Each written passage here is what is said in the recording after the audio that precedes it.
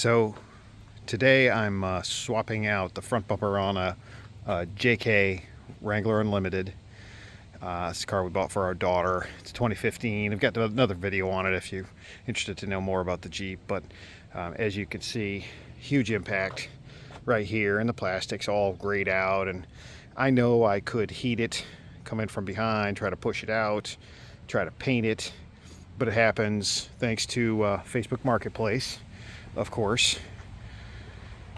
Spotted this replacement bumper, brand new in the box. Has a tiny flaw on it somewhere over there, but it's basically perfect. It has no dents or anything, just had a little scuff on it in one place, which she'll put a scuff on that very quickly. But anyway, I'd seen some videos online about how to take the bumper off, and I came across something that I thought might help others. So I'm in the Northeast.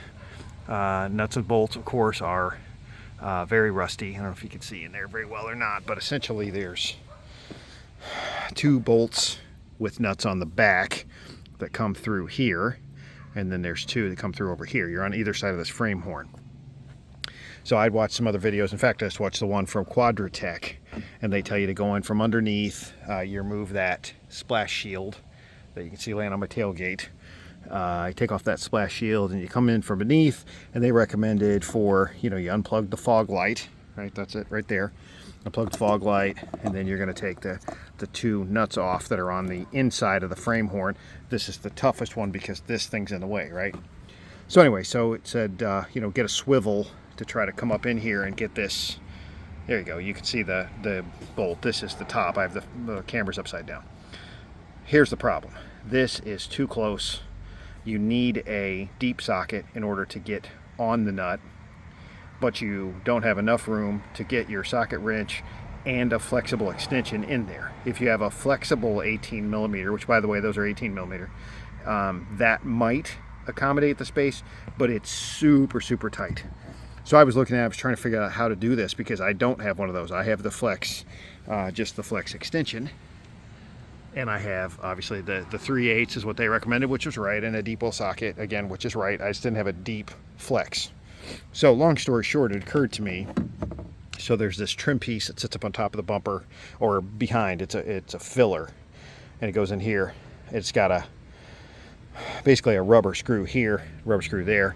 You can't take this out without cutting it, without the bumper coming off. But what you can do is if you take those two screws out, you could slide it down and then push it back. So that's exactly what I did. So I've slid mine to the passenger side, and lo and behold, I was able to get right in here with a wrench from the top, and I could get to this nut. And I'm betting over there it's probably easier too, even though there's not something right behind it.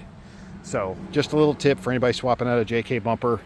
It's really not a terrible operation, but again, particularly if you're wrestling one with rust on the nuts, as is always the case for us here in New England, it's just hard to get leverage on it, and particularly with again, one of those adapters with a flex head. So by not having to use a flex, coming in from the top instead, you get that nut off. That is the hardest of the nuts to get out. So hopefully, hoping this helps somebody else. I'll show a little progress a little bit later. So I'm back to kind of wrap up and just finish off the project. So here's the new Jeep. I don't know if the new bumper. If you can see, there's just the tiniest of a scratch right there. But I bought that replacement, and a lot of folks, the video is probably going to primarily help folks that are actually going to replace with an aftermarket bumper. In this instance, this is my daughter's Jeep. We're not doing any off-road mods for it at all. You can see it's still got the street tires. But just to recap some things I didn't touch on yesterday. So when you initially come out to do this bumper, the first thing you're going to deal with is taking that arrow / splash shield out from underneath. There are a bunch of those push tabs under here that you pop them out. One thing that I found so much easier if you have a trim removal tool. These are tapered, so it can pop right in there and snap them open, but they're easy to remove without damage. All of mine came out just fine. I reused them again. That comes off first, and then to recap, it's held on by the 8 bolts. So 2 over here at the side of the frame arm, 2 here, 2 there, 2 there. Those, as described earlier, much easier by taking the shield out. So when I took the bumper off, I removed that cap that goes above. I'm going to reinstall it, but I'm going to paint it first because it just looks terrible. It's super faded.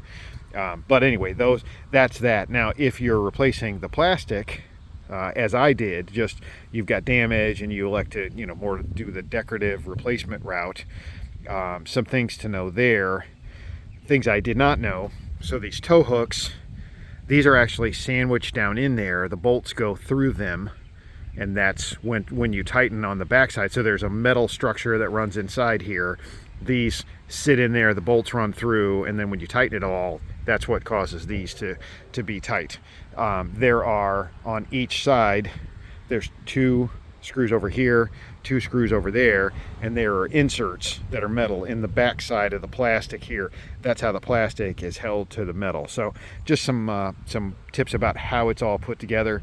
There are Phillips head screws that hold the fog lights in the back side of the bumper. So in total, for tools, you're gonna need a socket wrench. I do recommend the 3/8. You're gonna need a deep well 18 millimeter. That's what takes off the bolts that detach it from the Jeep. You're gonna want a trim removal tool like this in order to pop all those things out. And equally, you're gonna also use that to remove the wiring harness because it's got some clips that hold it in the backside of the bumper here. But anyway, you need a Phillips head screwdriver. So 18 millimeter deep, maybe a flex extension should you wish it. It makes it a lot harder to torque the bolts, but it is possible. A Phillips head screwdriver, which that's going to be to remove the fog lights from the back side of the bumper.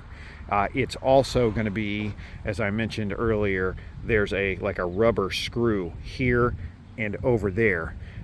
Try as I may, there was no way to remove mine without destroying them. So I'm going to actually go back to the retainers, like we got down here. Those things are cheap, they're available, and that's fine. Because when this trim cover piece is in here, it really can't go anywhere.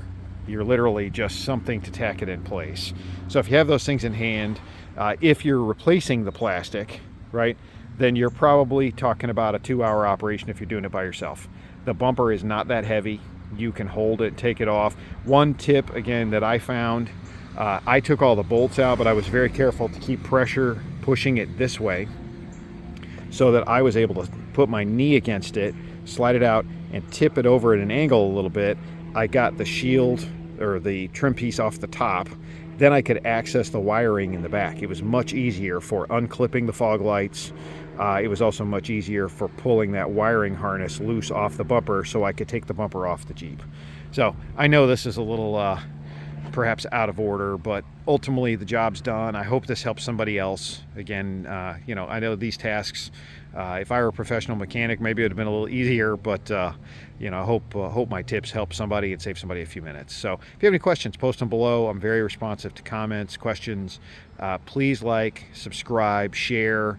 My little tiny channel is kicking along because of people that watch. So I really, truly appreciate it, and I wish you a great day. Thank you.